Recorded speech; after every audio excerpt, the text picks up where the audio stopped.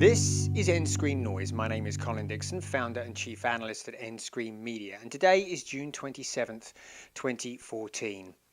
Well, after the debacle that was Google TV, you would think that the company was completely done with smart televisions and was just perfectly happy to focus on the humble Chromecast TV dongle. But no, at this year's Google I/O in San Francisco, the company announced Android TV.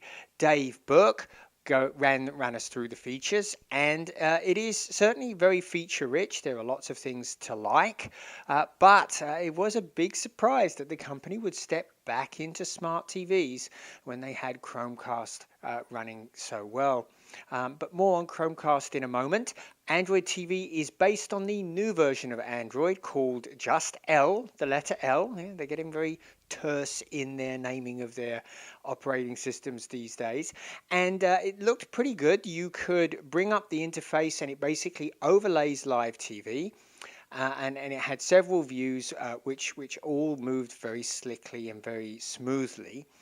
And of course, it supports Google Cast. Now, you'll be familiar with this if you have a Chromecast. You can send videos and pages from your browser directly to the television set from a cell phone or a compatible device to Chromecast. Well, you can also do this with the televisions that will be based on Android TV. And there is no detail on availability yet of Android TV and no detail on prices. But in a big shock, the company has been able to bring smart TV manufacturers with them on this adventure called Android TV. And in a bigger shock, they've brought Sony, one of the original partners. One would think that the company was once bitten, twice shy after Google TV, but no.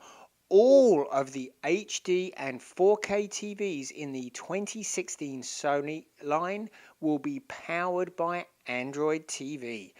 Big surprise there.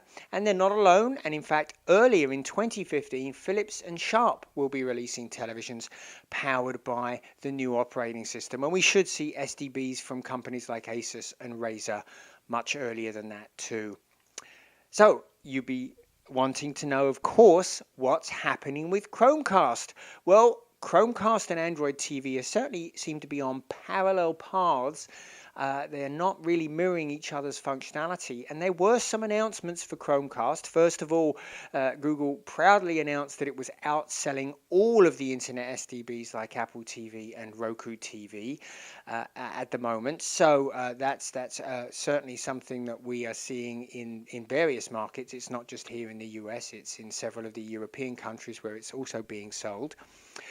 They also announced that the Google Cast SDK, that SDK which allows applications to send things to the TV, now runs on iOS devices as well as Android and Chrome.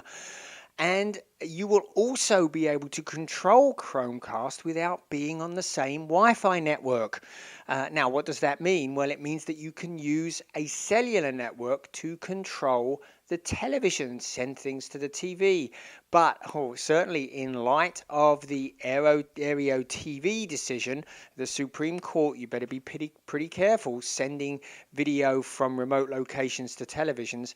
And in this case, you will not be able to do this unless you are in the room with the television. They'll use location services on the device, or you will have to enter a PIN to prove that you're in the same room.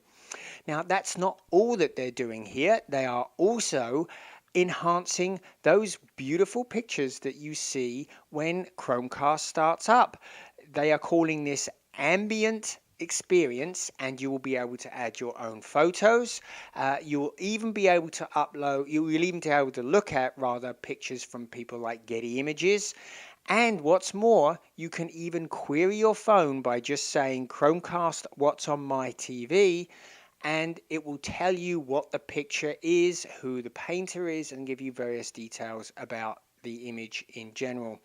So some upgrades for Chromecast. new Android TV, it looks like Google is still very, very much in the television space. And when we get release dates and actually get our hands on one of these devices, you'll be sure we'll talk about it here on nScreenNoise.